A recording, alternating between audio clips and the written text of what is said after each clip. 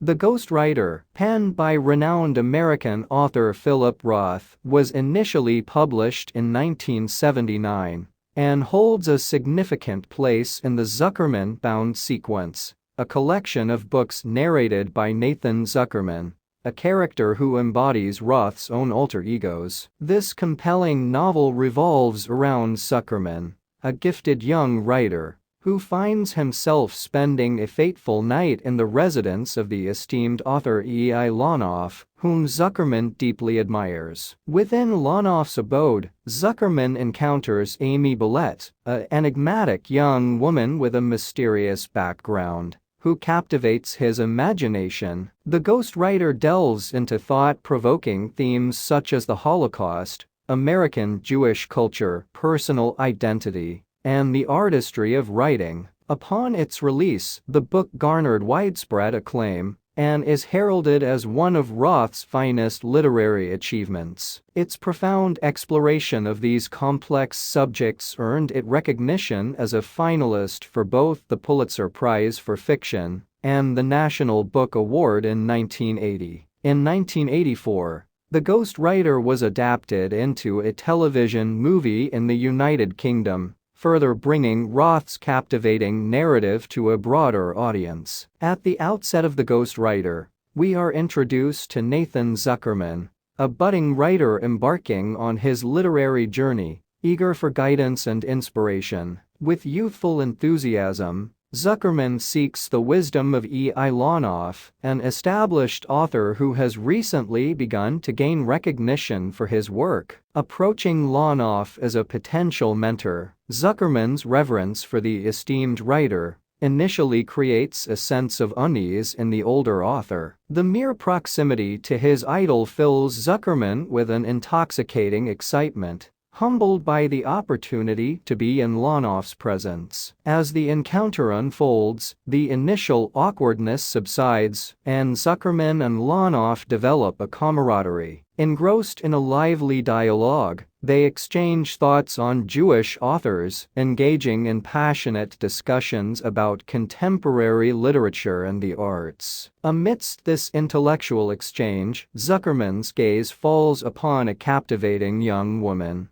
whom he discovers to be a former student of Lonoff's, diligently organizing papers in his study. Initially assuming she is Lonoff's kin, Zuckerman soon learns of her European origin and Lonoff's role in facilitating her journey to the United States. Though they do not exchange words, Zuckerman's fascination with this enigmatic figure grows, and he experiences a tinge of disappointment when she doesn't join them for dinner. The introduction of this mysterious woman sparks Zuckerman's curiosity, igniting a desire to uncover the secrets concealed within her past. As the story progresses, their paths will intertwine, leading Zuckerman on a captivating and introspective journey. During dinner, an overwhelming sense of validation engulfs Zuckerman as Lonoff lavishes praise upon his early literary efforts. The recognition from his revered mentor fills him with a heady mix of pride and joy. However,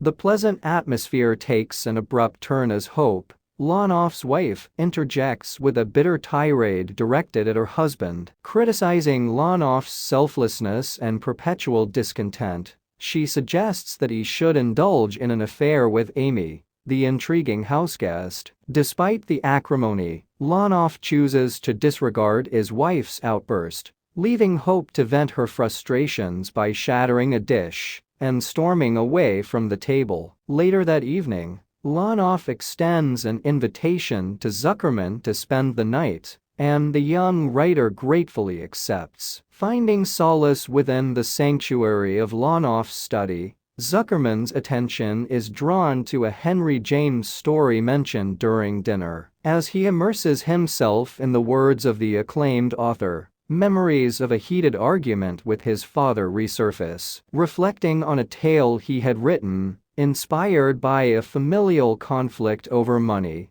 Zuckerman recalls the vehement accusation of perpetuating anti-Semitic stereotypes hurled at him by his father. The incident had escalated to the point where his father sought the intervention of a respected neighborhood judge, pressuring Zuckerman to destroy the story. The lingering resentment towards his father's interference in his artistic career has remained with Zuckerman ever since. Soon after, Amy returns to the house, and Zuckerman becomes an inadvertent eavesdropper as he overhears heated arguments emanating from the rooms above. His curiosity piqued, he surrenders to his imagination, envisioning clandestine conversations unfolding between Amy and Roth, weaving a narrative where Amy is transformed into the enigmatic Anne Frank. In this imagined scenario, Amy, having miraculously survived the horrors of the concentration camp,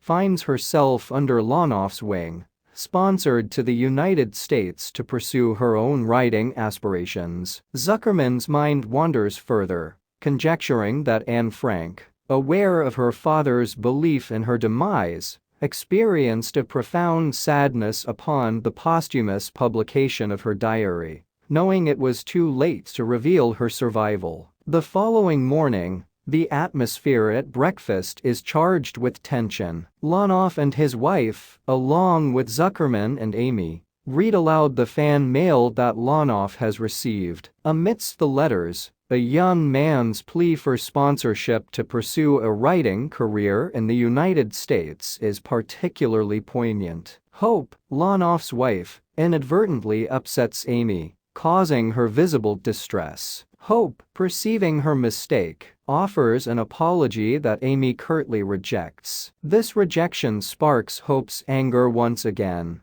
reigniting her fixation on Amy becoming Roth's lover. As the dynamics within the household escalate, Hope reaches a breaking point and makes a decision. She announces her departure, urging Amy to stay behind, relinquishing her claim on Roth in a desperate attempt to bring him happiness. Packing her bag, she defiantly ventures out into the snow, leaving behind an unsettled atmosphere. Amy, visibly disturbed by the unfolding events, follows suit, leaving Zuckerman alone and bewildered in the confines of Roth's house. Lost in his own introspection, Zuckerman continues to craft his own narrative within his mind, exploring the complexities of the relationships and secrets that surround him. Within the walls of Roth's residence, truth and fiction intermingle, blurring the lines between reality and imagination. Zuckerman finds himself adrift in a sea of uncertainty,